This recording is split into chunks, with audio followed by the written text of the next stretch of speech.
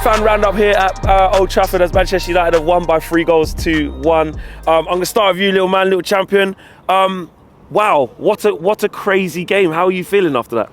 I'm feeling amazed that we really was able to pull the win off.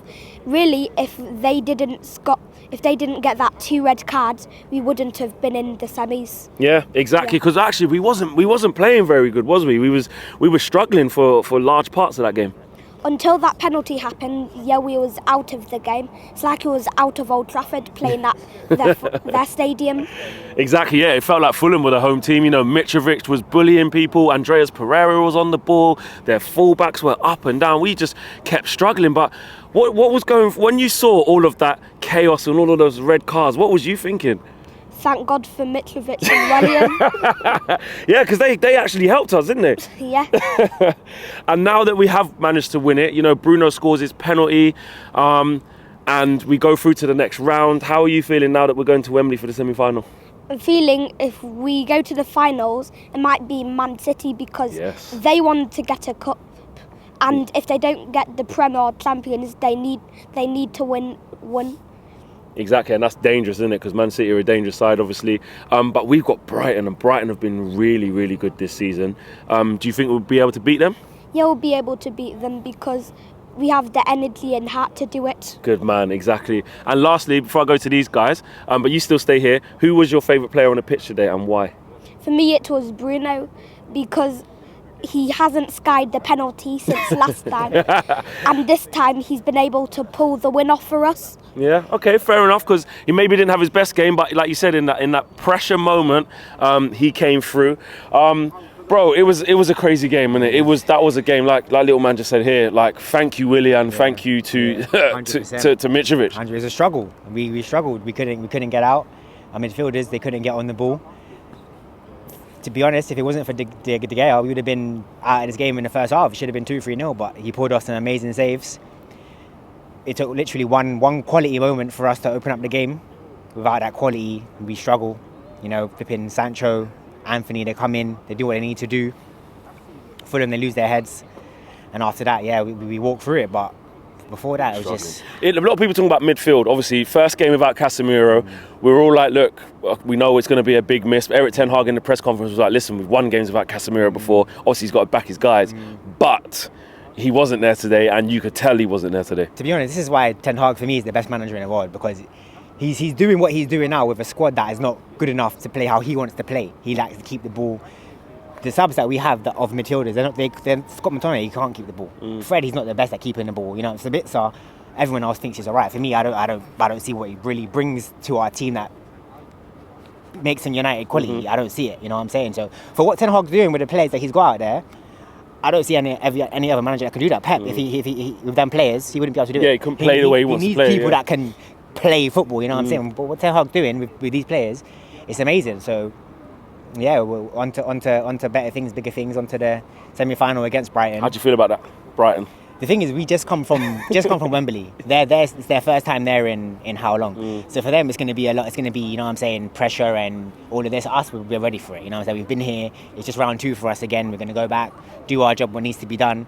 So it'll be a difficult game. Don't get me twisted. Brighton are an amazing team. The manager's doing well. But yeah, I think fancy us. Yeah, I think we got this. Fancy us. We had to just hang in there today, didn't we? Because it didn't go completely to plan.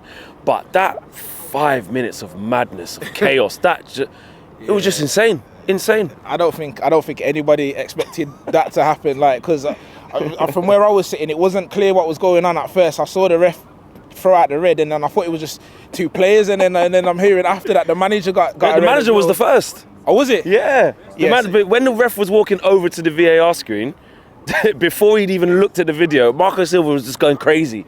And I didn't see what he did, but he just went mad. So he got the red. Then obviously they looked at the VAR thing. Then he gave the red to Willian. Then Mitrovic just came from nowhere and said, went mad at the ref, and he got a red. Yeah, I think that is a situation that shows the level between the teams, because like, this is Man United. Like, we've been to finals, we've been in these types of situations, these high pressure games. Like, obviously for Fulham, they probably didn't expect to make it this far. So as soon as like some real pressure is on them, they've just all lost their heads. Like, I've never seen anything like it. To be honest, it's crazy. But we're lucky that it happened, because prior to that, like it was looking very shaky. I think in the first half we're starting to look a bit, over the past few games as well, we're starting to look a bit like a team that is playing every 3 days. It's starting to catch up. It's starting to show. So yeah, and especially obviously without Varane and Casemiro, yeah, it's looking shaky. I am confident about Brighton because we'll have our key players back. Hopefully we'll get a bit of a rest over the internationals, but I think if we're playing anybody else other than Fulham today, that we might be out of the competition if that's somebody else. Yeah, and actually it was very nearly that. You know what I mean? It actually, we can't forget how nearly it was that could have been that. But on the flip side though, we did create the moment. You know, we need that, like you said there, the first bit of quality we showed. We actually technically scored from it because that should have been a goal. Obviously, he just handballed it on purpose. But how good was it to see Anthony come on and then sort of change that dynamic? And actually, when we went 1-0 down, we kind of found a gear. Yeah. I think players like Anthony, when you're playing against a team when you know they're kind of starting to get a bit tired, and like as soon as he comes on and he's like bombing down the wing and he's starting applying pressure, I think as you say, like we did turn up a notch, but. It's good to see that we can do that as well because it shows good mentality because as we all know, if that was like last year and we go 1-0 down, it's finished. Yeah, even if they don't score again, we wouldn't score. Yeah. So the fact that we've brought players on the sub, like as Ten Hag with the subs again as usual, makes subs, the game changes, and then we're making these kind of comebacks. So I think it's a testament to Ten Hag and the mentality that he's bringing to the players as well. And to finish off, we'll go here. I know you told me your man of the match already, but I'll ask you a different question at the end. Who was your man of the match and why? For me, it was De Gea. Without him, we lose the game in the first half. He's kept us in it. We're able to come back and score the goals that we need. But if we let them 2 goals in, regardless if we get the penalty or the red cards, I think the game's gone for us. So for me, he's kept us in the game, which he's been doing all season. Yeah. You know what I'm saying? It's been 0-0s. Teams have had big chances, and he's kept us in the game, and we've gone on 1-0 after that. So for me, okay. De Gea. I've got De Gea over this side. Who was your man of the match? Gotta be Martinez, you know, because like if he's not there today, I think we don't win because Maguire for him to do such a good job next to Maguire. I think he's got to have man of the match because there's times when Maguire doesn't even know what he gets the ball, his brain shuts down, he doesn't even know what to do with it. And the whole stadium starts umming and ahhing and just get onto him, don't they? Yeah, so I think Martinez he's doing well. He's kept composure. Like he was the driving force in our back line, like making some good passes and getting into good positions as well. So I think without him, like it's a totally different game. Okay, so we've got Martinez, we've got De Gea, and we've got Bruno's man of the match. But we're going to finish off with you. It's a really, really simple question, yeah? Yeah. Are we going to win the FA Cup? Definitely. Definitely. Yes. You're confident, yeah? Doesn't matter what team we come against, we'll smash them every Good man. time. Come on, good man. Let's go.